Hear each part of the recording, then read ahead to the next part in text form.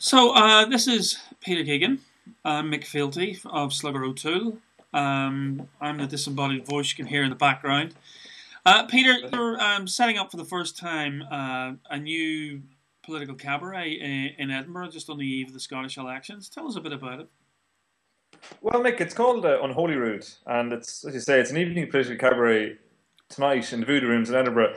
Really, the idea is to try and bring together artists, comics, poets, writers, musicians who've got a bit of an interest in politics, but bringing them all together in one place and kind of riffing on the theme of the Holyrood elections to kind of get a bit of a fresh angle on Scottish politics. What sort of inspired you to do this? Well, I think there's been a couple of things. We've last year in the Traverse, we had a couple of Scottish playwrights led by David Gregg, who put on Gordon Brown, A Life in Theatre, which is a guerrilla production based on the political life of Gordon Brown. Remember him just before the Westminster election, and that was a great night. And then I was covering the Irish general election for the Scotsman, and also taking part with a good self on a Slugger road trip. And I attended the Leviathan in Dublin, and again that was just kind of an event that got me thinking, getting people into a club venue, having a few drinks, bit of comedians, bit of banter as well, and a bit of discussion, all thrown in together into the mix. And I think it's something a bit different. I think it's a fresh take on politics that people really like. It's a space for discussion, a space for politics. So it's happening tonight, the eve of the Scottish parliamentary elections. What have you got lined up? Well, tonight's lineup is a bit of a mixture of everything. We've got a couple of poets, some well-known comedians led by Vlad McTavish, who's quite a politically engaged Scottish comic, and he's been in that furrow for quite a while.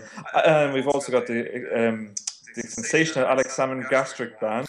I think for me the most interesting thing was the media in Scotland have taken on with the idea a lot. We've seen there's been quite a few pieces in the newspapers over here about political satire and what's the state of it. And I think if it does nothing else, tonight I think it's definitely got a few people thinking about different ways of doing politics, different ways of talking about politics. I think that's a big part of it. Are you expecting some politicians to turn up, or are they going to be busy?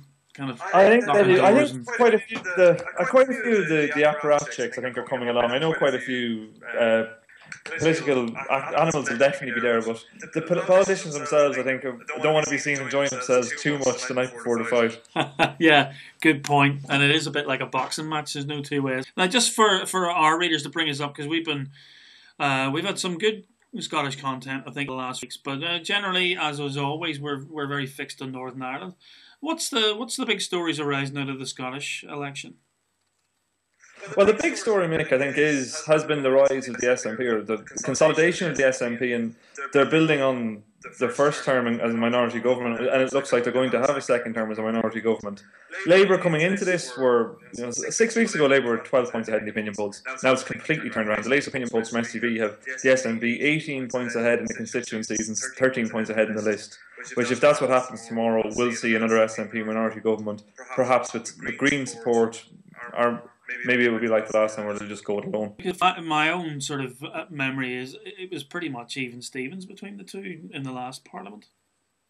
It was. The SNP won by they had one seat more than Labour, and that gave them, I think as much as anything, it gave them the moral authority to form a government.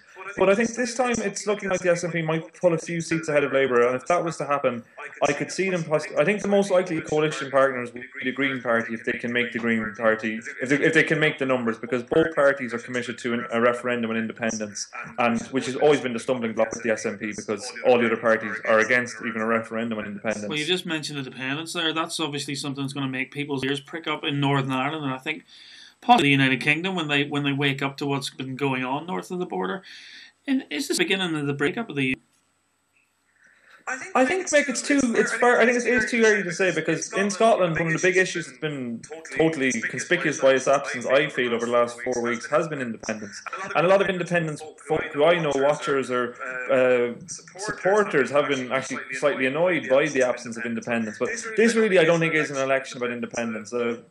On conservative estimates, about 25% of the SNP's vote, which is about 10% of the Scottish population overall, are voting for the SNP but are against independence. So I think to see it as the start of the breakup of the union might be a bit early, but by the same token, it's a move, and I think if we see another term of an SNP government, you'll have to start asking questions. If Scotland has had 2 terms of a nationalist party who want independence in power, it's a more gradual process. But yeah, I think it's fair to say something has happened. Certainly, it's something that I think will be familiar to a lot of our readers on Slugger. Breaking up of long-term voting patterns is quite significant in the sense that once they're broken, they don't go back to the way they were before quite so easily as maybe some of the former incumbent parties would like to think.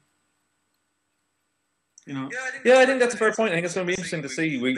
Labour, I think, are going to lose some of their voters to the SNP. Probably not a huge amount, but the big story, I think, here will be what happens to the Lib Dem vote, which looks like it's going to collapse. And where does that go? And it's looking like it's... And again, if the Lib Dem collapses, if that's going to become a feature of the British political landscape, where their voters go, especially in places like the borders of Scotland, the Highlands and Islands, if they go to the SNP, it could really change the political map of Scotland. Peter, finish off. Just tell us where tonight's venue is going to be and how people can get tickets. Oh yes, tonight it's at the Voodoo Rooms in Edinburgh. It starts at 8 o'clock. Everyone gets a complimentary dram of whiskey from White Mackay, so a good Scottish touch. And tickets are available from www.unholyrood.com or just on the door. It'll be £6 on the door, which is entirely reasonable. And I actually would say you want to get there early because it's actually looking like it's going to sell out. Very good. Not bad for... How long have you been working on it? 4 weeks. 4 weeks, yeah. You said that with a certain kind of tone in your voice. 4 weeks of hard work and... 4 weeks of hard work. I'm going to be having a few White Maccays tonight myself. A few bottles, is that? Or a few drams? Something like that. All right. Well, listen, best of luck, Peter. Would love to be there, but unfortunately can't. And have a good one. No problem, Mick. Thanks a minute.